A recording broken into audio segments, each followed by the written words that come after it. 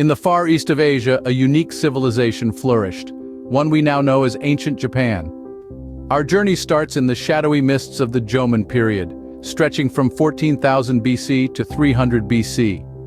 This epoch was dominated by a society of hunter-gatherers who left their enduring legacy in the form of intricate pottery, a testament to their artistic prowess and ingenuity.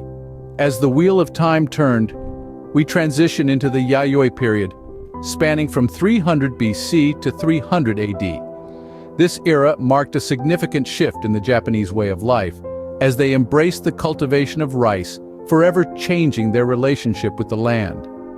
Alongside this agricultural revolution, the Yayoi period also saw the advent of metalwork, introducing new tools and weapons to the society. Thus began the evolution of a civilization that would leave indelible marks on world history.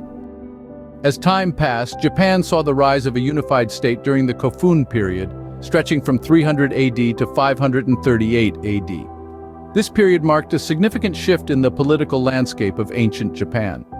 Mighty family clans began to emerge, each vying for power and influence. Yet amidst this competition, a singular monarch's rule began to solidify. The Yamato clan, claiming descent from the sun goddess Amaterasu, rose to preeminence. This clan would eventually form the basis of the Japanese imperial family, a lineage unbroken to this day. The Kofun period was followed by the Asuka period, which lasted from 538 AD to 710 AD. During this era, the influence of mainland Asia, particularly Chinese culture, began to permeate Japanese society. Buddhism was introduced to Japan during the Asuka period, and it quickly took root. It influenced not only religious practices, but also the arts, architecture, and even the political structure. This period saw the construction of the impressive Asuka-dera and Horyuji temples, which still stand today as testaments to the enduring influence of Buddhism. The Asuka period also witnessed a major political reform known as the Taika reforms.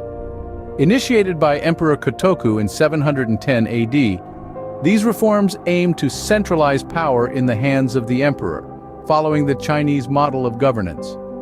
The Taika reforms led to the establishment of the Ritsuryo system, a legal code that defined governmental structure, laws, and social ranks. This system was another step towards a unified, centralized state, further establishing the emperor's power and authority. Through these periods, Japan's identity began to solidify, and the foundations for the country we know today were laid. From the rise of powerful family clans and the establishment of a ruling monarch during the Kofun period to the influence of Chinese culture and Buddhism during the Asuka period, and finally to the Taika reforms and the establishment of the Ritsuryo system, Japan's journey towards a unified state was a dynamic and fascinating one.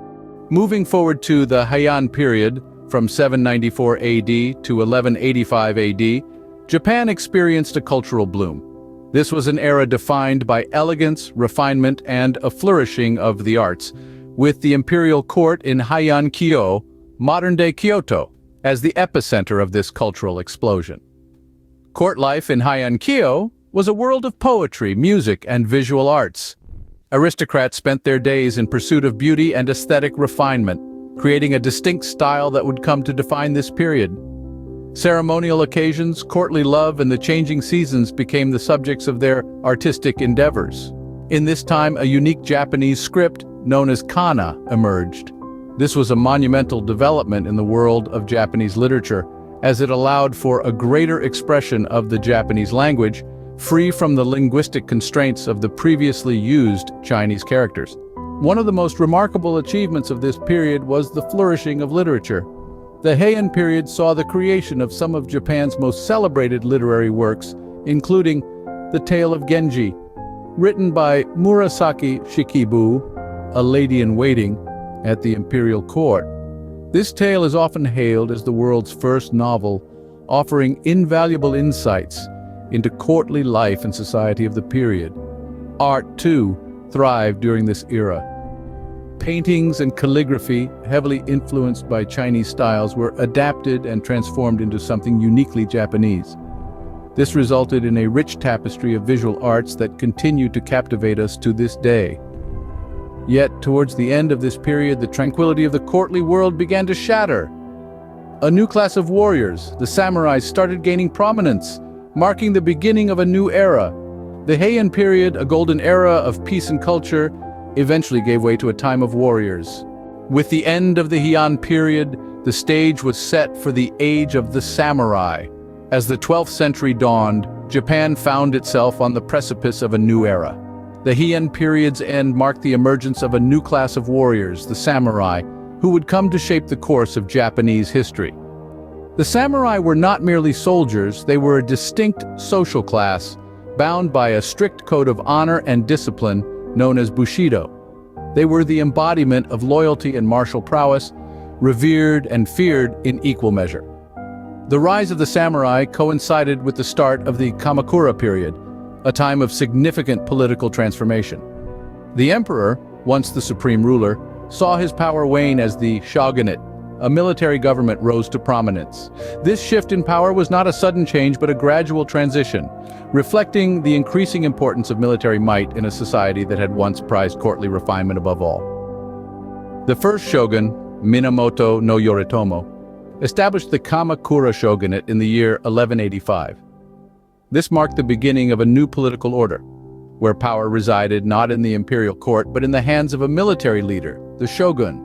For the next 5 centuries, through the Kamakura, Muromachi, and Tokugawa periods, the shogunate would remain the dominant political entity in Japan. The rise of the samurai and the establishment of the shogunate were not merely political changes, they signified a broader shift in Japanese society, from a civilization centered on the refined courtly culture of the Heian period to a society that valued martial prowess and warrior ethos. The samurai, with their unwavering loyalty and fierce courage, became the embodiment of these new values. Thus, the tale of ancient Japan is a saga of evolution, from a society of hunters to a sophisticated civilization of art, literature, and warriors. This journey, marked by periods of peace and turmoil, of refinement and war, shaped the unique and enduring culture of Japan that we admire today. To summarize, the journey of ancient Japan is a riveting tale of cultural evolution. From the early development during the Jomon and Yayoi periods, through political changes in the Kofun and Asuka eras, to the cultural bloom in the Heian period, and finally, the rise of the samurai class.